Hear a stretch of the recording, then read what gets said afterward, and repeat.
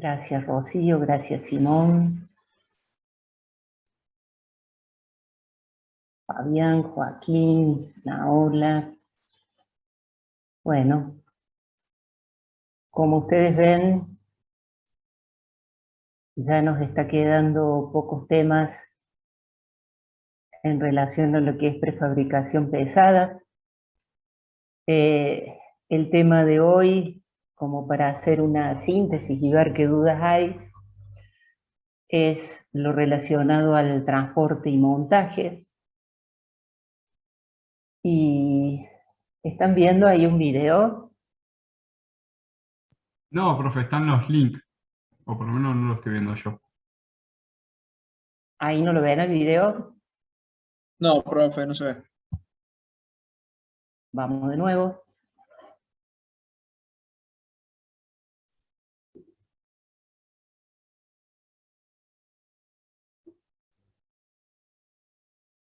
Vamos de nuevo.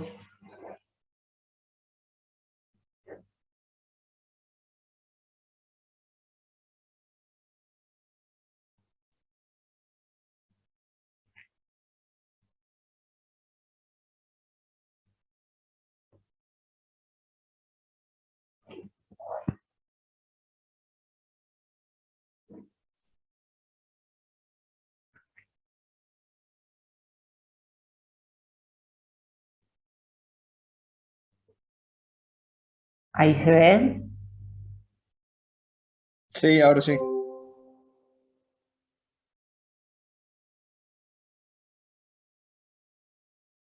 ¿Lo están viendo? Sí, profe. Bueno, esto que parece tan fantástico, tan simple, de tener la posibilidad de ir montando rápidamente los elementos que vimos cómo se fabricaban, columnas primero, vigas, paneles de techo, paneles de cerramiento, como lo que ustedes están viendo ahora. Indudablemente que esto puede ser así siempre y cuando podamos garantizar desde el inicio de la prefactibilidad del proyecto que podamos justamente, por las condiciones del terreno, por donde esté ubicada la obra, podamos hacer este despliegue de equipamiento y sobre todo, bueno, ya en el proceso de fabricación, poder garantizar las distintas etapas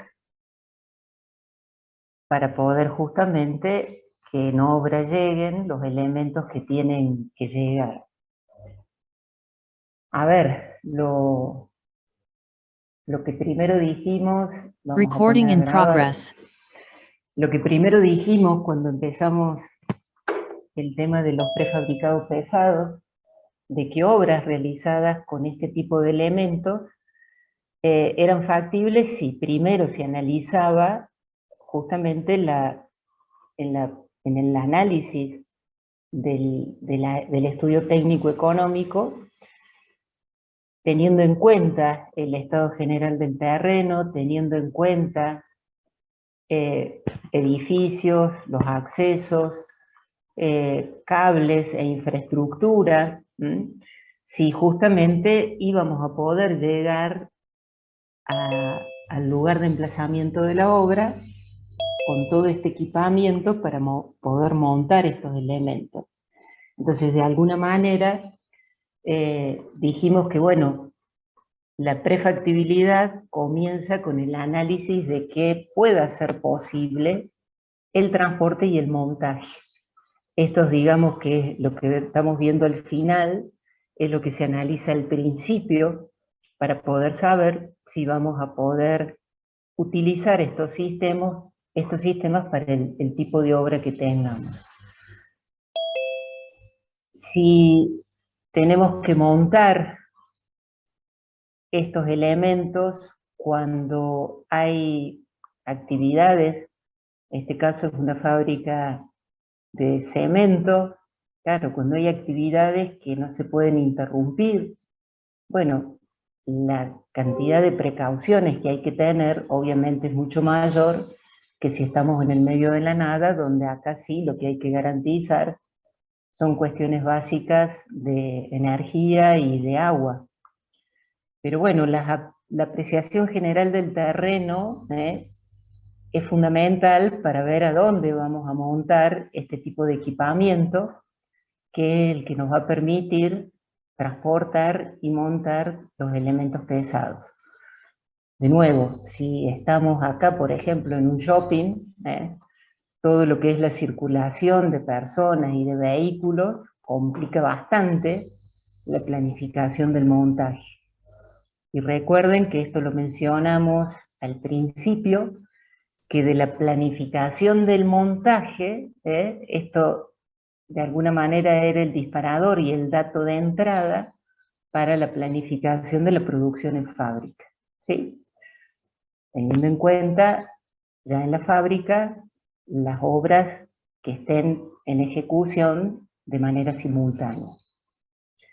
Cuando hablamos de transporte, bueno, en este caso vemos de que el chasis del transporte es el mismo elemento prefabricado, y yo les mencioné en alguna charla que tuvimos que los elementos que transportan se los denomina bogie direccionales, pero bueno, es fundamental tener una idea, tanto para el transporte como para el montaje, tener un listado de manera ordenada de todos los elementos, ¿sí?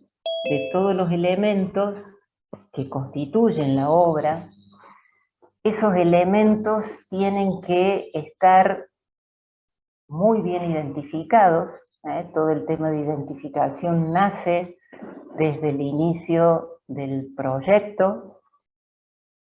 Esa identificación del elemento es lo que nos permite, acá aparece un código, es lo que nos permite justamente listar todos los elementos, tener en cuenta el peso, tener en cuenta el área para almacenar esos elementos, ¿sí? Y bueno, el estado en el que está dentro del circuito de producción.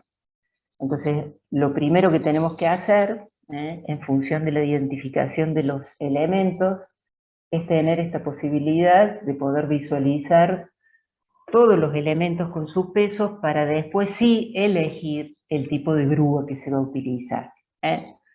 Grúas, bueno, según la obra y el lugar de emplazamiento, por lo general esto, de nuevo, según el emplazamiento de la obra, son actividades que se tercerizan. Tenemos grúas autopropulsadas, como ustedes las que ven en la filmina, o las montadas sobre camión, que es a lo mejor lo que estamos más acostumbrados a ver, dando vuelta en la ciudad para todo tipo de actividad.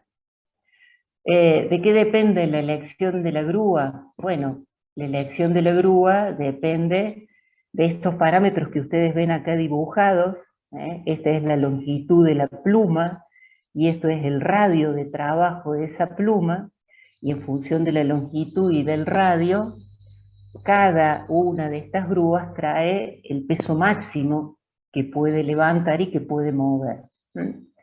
Entonces, como dijimos, sintetizamos que es importante conocer, bueno, qué alturas vamos a manejar, eso nos va a condicionar la longitud de la pluma, la capacidad de carga, es decir, los pesos que vimos en la tabla anterior, y estos radios, que es lo que nos va a permitir anclar la grúa y poder movilizar los elementos de un lugar a otro. Esto que se menciona acá al final, y es lo óptimo, ¿no es cierto? Que hay que tratar de que ubiquemos la grúa, la estabilicemos, y tratemos de trabajar desde ese lugar con una longitud de pluma constante, tratando de ir pescando estos elementos, ya sea del camión o del acopio, para poder ir montándolos adecuadamente. Ustedes vieron ahí en la filmación que ustedes tienen en el material de estudio que está en la UB. Bueno, en ese material de estudio hay un trabajo bastante completo de todos los aspectos que hay que tener en cuenta en el montaje, y en las Filminas ustedes vieron que están los sitios web para que puedan visualizar de manera tranquila y detallada los videos que rápidamente iniciamos y disparamos al comienzo. Entonces, en función de todos los elementos, en función de los pesos, en función de dónde vamos a sacar los elementos y del acopio de un camión, ¿sí? Empezamos con el primer aspecto, que es seleccionar la grúa que, bueno, reúna esas condiciones. ¿Qué pasa con el transporte? Y bueno, equipos de transporte hay varios. Esto del buggy direccional es lo que me permite transportar los elementos de mayor longitud. Encontramos estos esquemas de un semi y de semis extensibles que me permiten llegar hasta estas longitudes, 13 y 19 metros, ¿sí?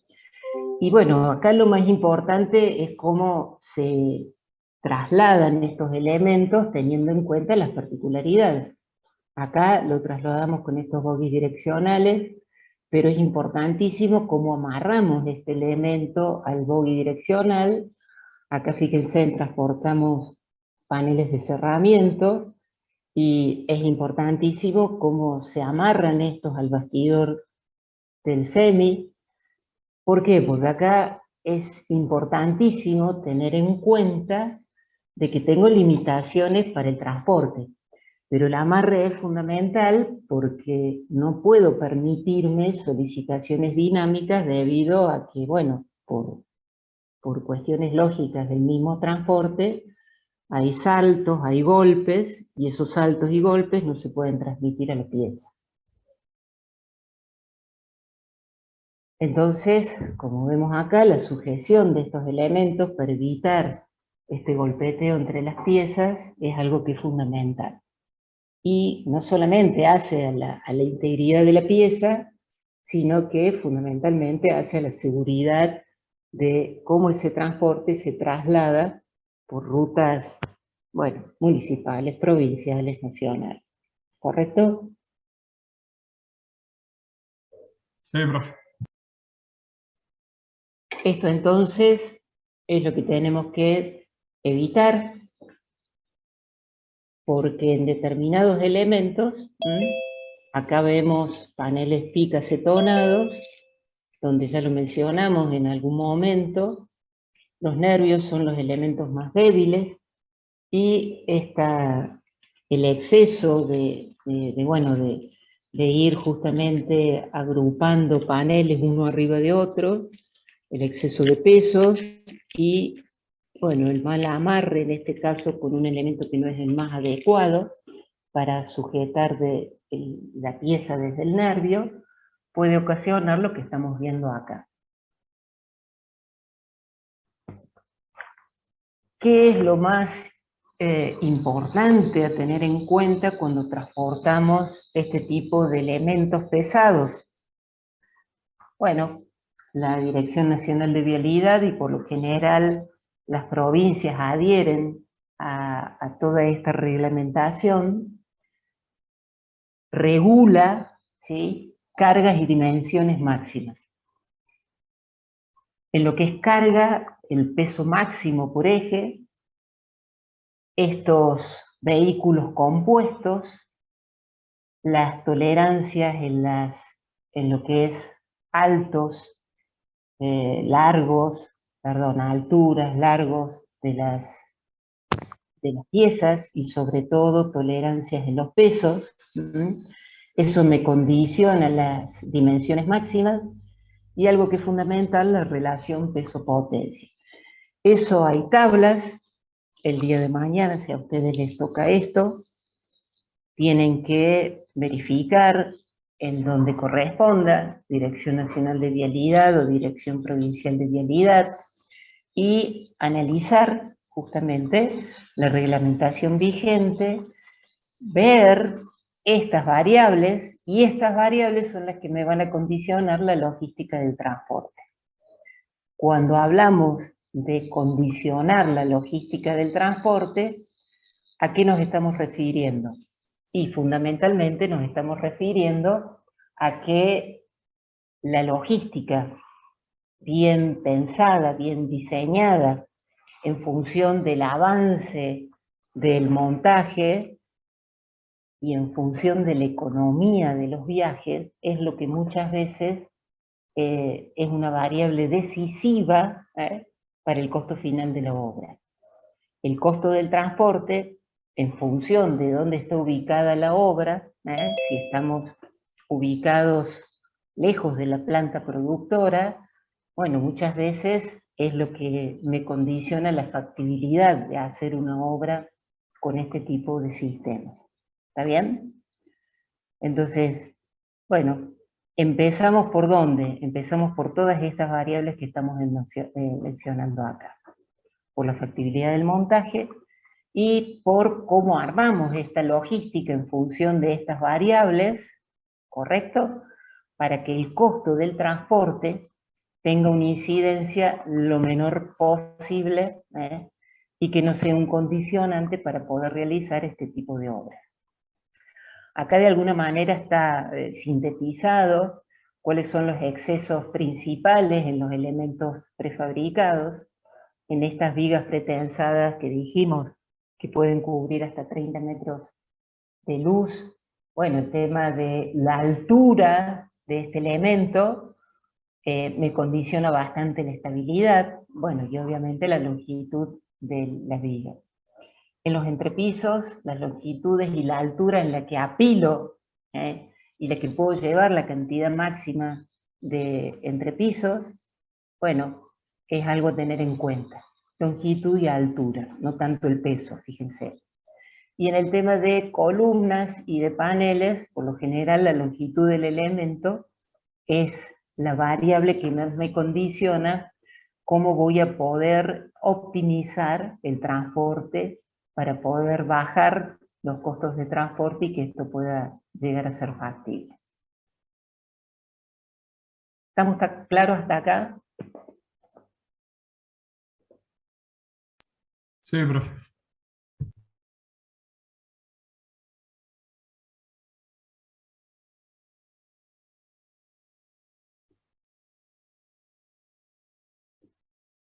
Bueno, entonces vamos más rápido.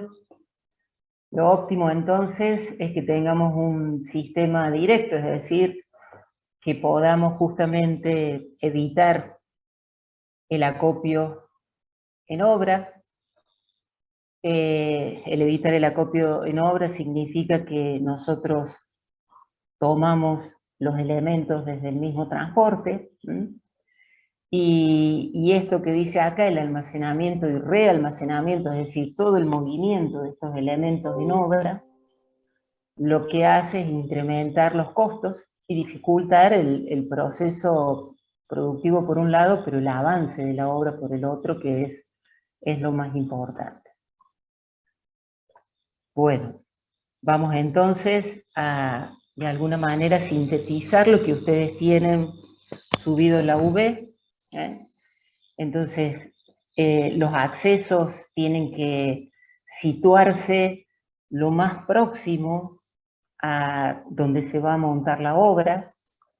Es importante que el acceso me permita tener posibilidades de que en el área de almacenamiento esté lo más próximo a la obra para que desde el lugar donde vaya estabilizando la grúa pueda tomar los elementos e ir montándolos con un avance que sea razonable.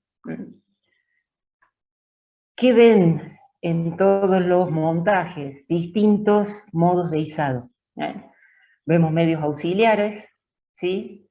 Vemos ganchos de izado con las eslingas, vemos pasadores, vemos estribos especiales.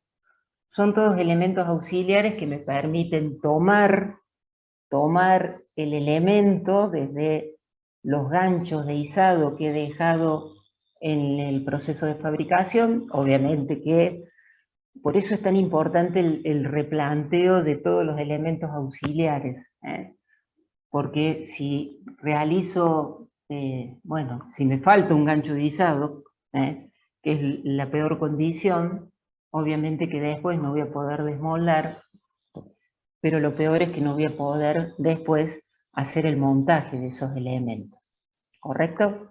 Entonces es muy importante analizar, bueno, cuáles van a ser estos elementos auxiliares para poder garantizar que las tensiones en los cables de las lingas, de los estribos, de lo que sea, puedan resistir cada uno de los esfuerzos, y por eso la tabla inicial que les mostré es algo fundamental. ¿Qué elementos se encuentran para el izado? Bueno, esto es más sofisticado que lo que a lo mejor ustedes han encontrado en una columna o en un panel de cerramiento. Por ahí en las columnas lo que vemos es que se ha dejado ganchos formados con hierros lisos, ¿sí? Esos ganchos quedan a la vista. En cambio, estos sistemas roscados que ustedes ven acá quedan perdidos en el elemento, y posteriormente, ¿sí?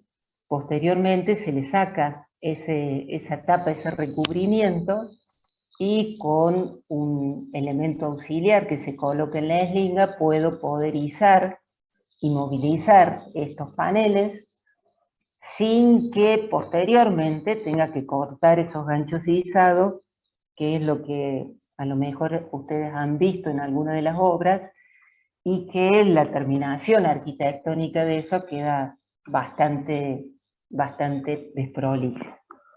Estos anclajes de tornillos, similar al anterior, estos tornillos son los que quedan perdidos en el elemento, y en la eslinga lo que se queda es la rosca, que es lo que me permite posteriormente roscar sobre el tornillo que he dejado en el elemento prefabricado.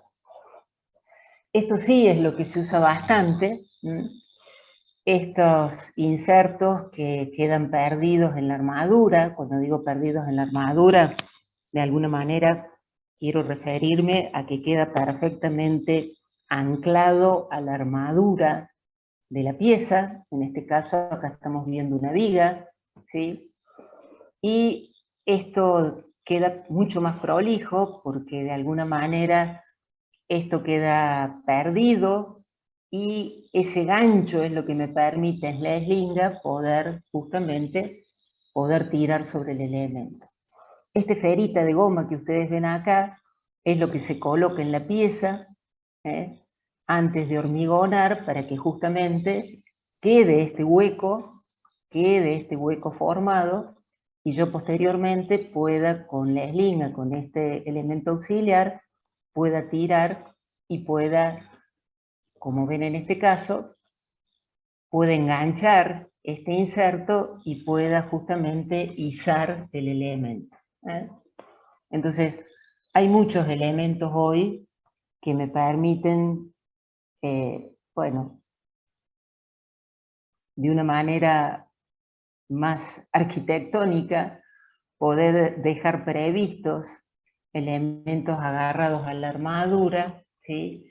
Y no usar estos ganchos solamente con hierro liso doblado, que después hay que cortarlo en obra, y ese corte conlleva a que tengo que posteriormente hacer un parche, para que ese hierro no quede a la vista. Y obviamente no es lo más prolijo.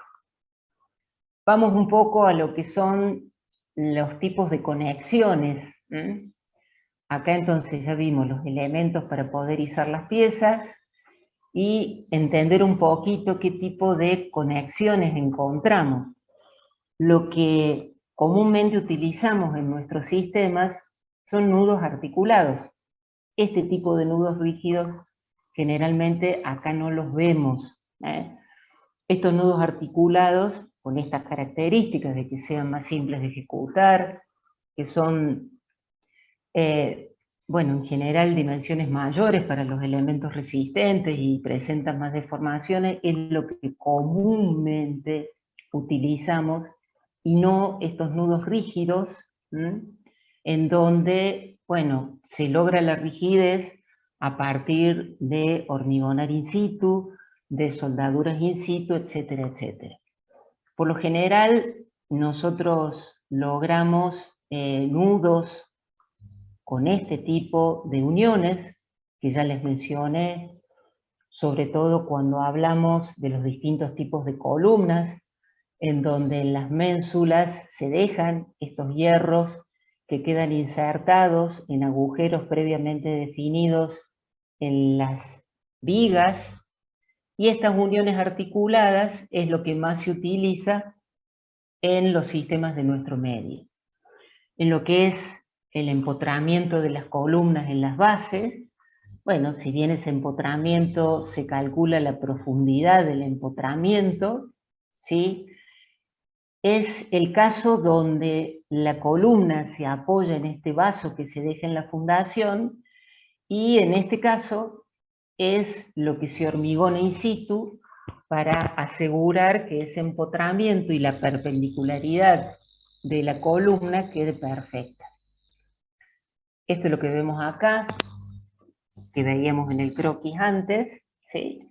Este es el vaso que tiene una forma de alguna manera cónica para poder permitir que la columna apoye en la base inferior del cono, se verticaliza y se logra la perfecta perpendicularidad de este elemento, colocando estos tacos de madera.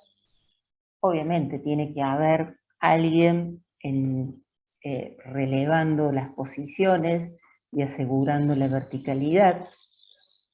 Y esta verticalidad, bueno, se va logrando dándole golpes a cada una de estas cuñas de madera, y una vez que está perfectamente vertical, se hormigona, ¿sí?, en todo el lateral, para poder asegurar que la pieza quede perfectamente apoyada, y que el hormigón, que por lo general son hormigones que se hacen en obra, pero son hormigones de resistencia alta a partir de aditivos que me permitan lograr justamente esto, lograr una resistencia y una estabilidad de la pieza en el menor tiempo posible.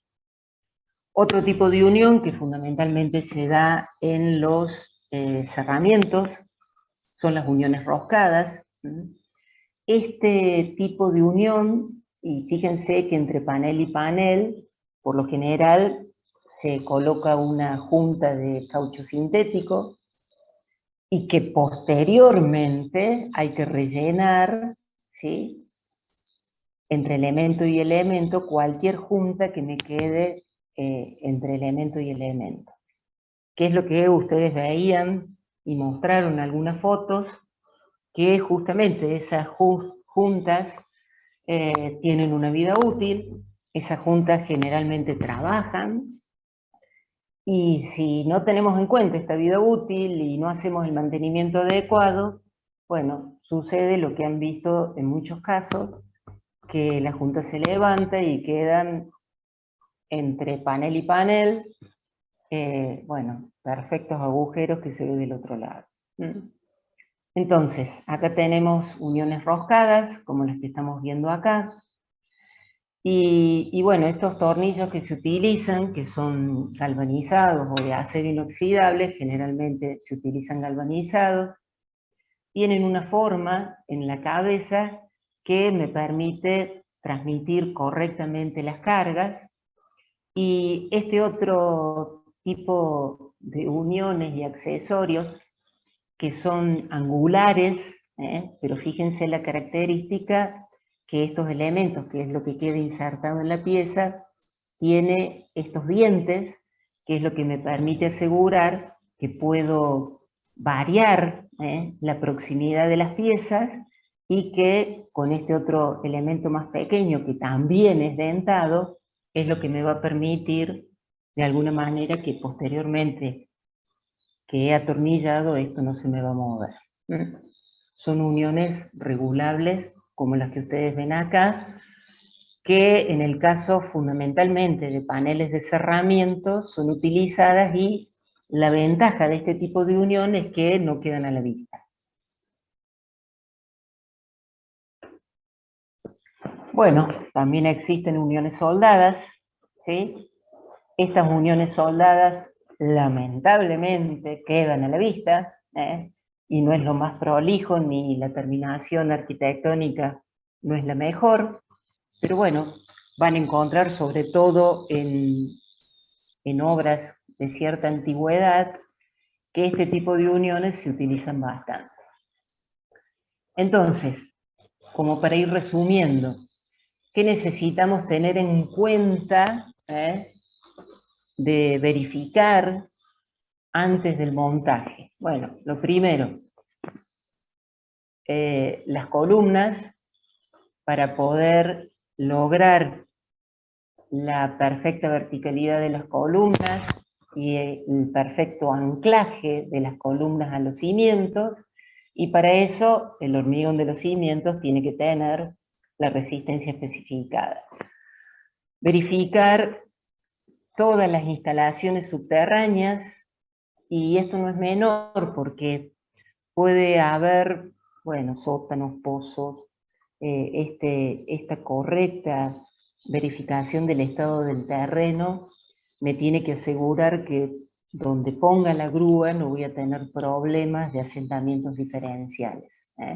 Y para eso es importante verificar la existencia o no de instalaciones subterráneas. Tener en cuenta todos los accesos, sobre todo a las áreas de almacenamiento y a la obra en sí, el poder garantizar que tenga todos los elementos correctamente identificados y en correcto estado.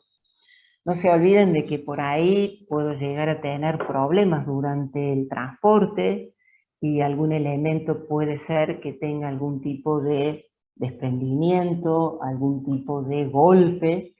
Entonces tengo que garantizar que si estoy justamente en el lugar donde estoy almacenando en obra todas las piezas, tengo que asegurar que estén las piezas correctas de acuerdo al plano de montaje, que las piezas estén identificadas y que las piezas estén en perfectas condiciones en cuanto a lo que es terminaciones, para que directamente cuando comience el montaje pueda garantizar este suministro de alguna manera continuo, y pueda aprovechar al 100% el trabajo de la grúa. Yo les mencioné de que muchos de estos servicios de grúa son tercerizados, y el costo de estas grúas, que es por tiempo obviamente, el costo por hora de trabajo, bueno, es bastante elevado. Entonces, antes de comenzar el montaje, tengo que chequear todos estos elementos justamente para garantizar de que la grúa va a tener un trabajo continuo.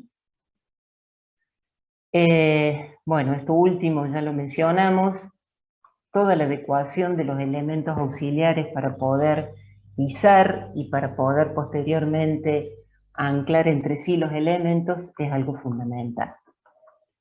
Tengo que tener claro cómo voy a planificar el montaje, si lo voy a hacer posicionando la grúa en un lugar e ir montando verticalmente los elementos, o bien voy a moverme horizontalmente y voy a ir barriendo a lo largo del eje de la edificación, y voy a ir montando, trasladando la grúa y haciendo toda la tarea necesaria para estabilizar la grúa en cada uno de los avances horizontales que haya planeado. ¿Esto en qué se fundamenta? Y bueno, se fundamenta en función de, bueno, qué tipo de obra tengo, si tiene un desarrollo más vertical que horizontal, qué tipo de, bueno, a dónde está emplazada la obra, para saber si tengo un lugar para almacenar en obra o directamente tengo que moverme desde pescar los elementos prefabricados desde el medio del transporte, etcétera, etcétera.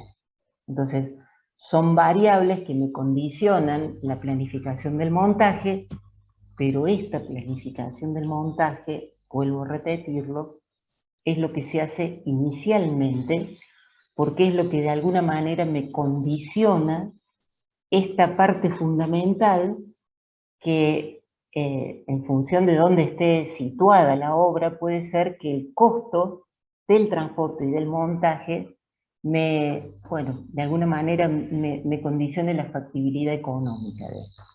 Bueno, esto es lo que le veíamos recién, moviéndome de manera horizontal, y eso se realiza en función de estas variables que comentamos recién.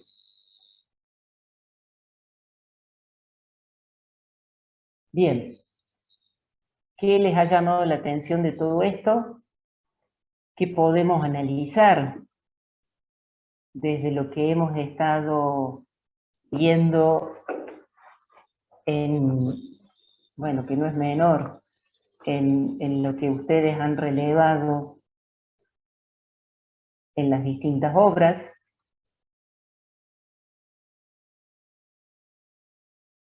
¿Qué les ha llamado la atención? ¿Qué pueden mencionar? Nosotros encontramos, bueno, las uniones esas soldadas, profe. Este es otro video donde tenemos una estructura Ah, mixta. bueno.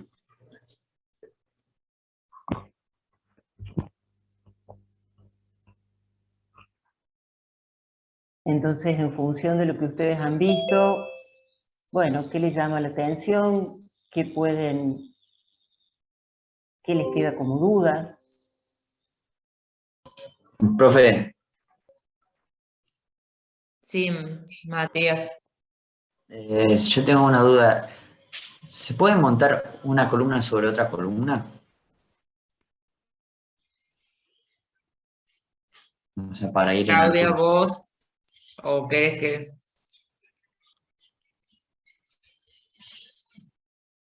En realidad no. En realidad tienen que ser, podemos hacer algún tipo de acoplamiento de columnas cuando estamos haciendo algún tipo de reparación, pero Bueno, si estas está todo columnas, claro, no sé si escuchas, Claudia, los dejo para que ustedes puedan ver los videos. no está escuchando. Nos vamos a Eh, tomar Si tengo el audio apagado, entonces estamos en el horno. Ir levantando la pieza lentamente a fin de que se puedan corregir con las cuerdas. Claudia, ¿escuchás? La misma. Sí, ahí Me parece escucho. que... Bien, acá Matías Bota había hecho una consulta, si se podía volver a repetir, Matías. Mi duda era si se podía montar una columna sobre otra columna. Porque me pareció ver una imagen de las primeras apenas empezó la clase, como que se veía una columna sobre otra columna. No sé si lo interpreté mal o estaba así.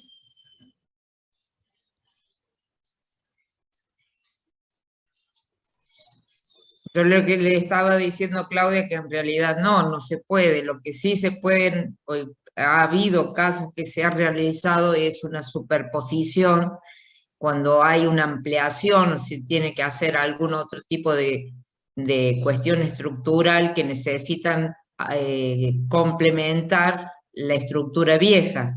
Pero si es una estructura nueva, difícilmente van a poner una columna sobre otra. Es muy poco probable. Además, no es recomendable.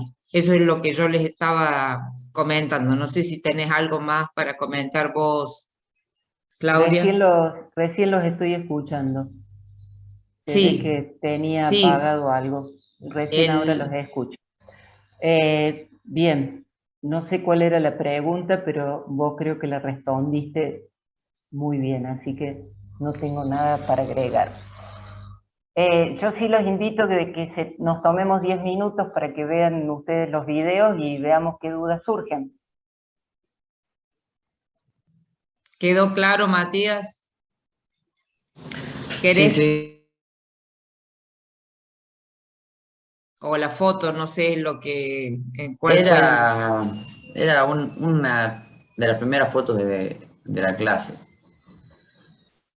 Sí, Y no, me pero es llamó la poco atención. probable que, o sea, lo que podés hacer una superposición, poner una columna al lado de otra, en el caso que estés haciendo una ampliación de una nave industrial, pero difícilmente vas a poner una columna arriba de otra, es muy poco probable, no es recomendable, vuelvo a repetir. Hay muchas cosas que son poco probables, no son recomendables, lo mismo las vemos en obra.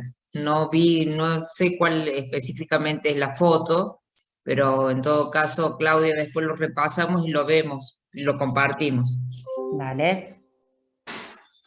Dale. Revisen ustedes entonces los videos y revisen el material. Nos tomamos 10 minutos y después vemos las dudas que surjan. ¿Les parece?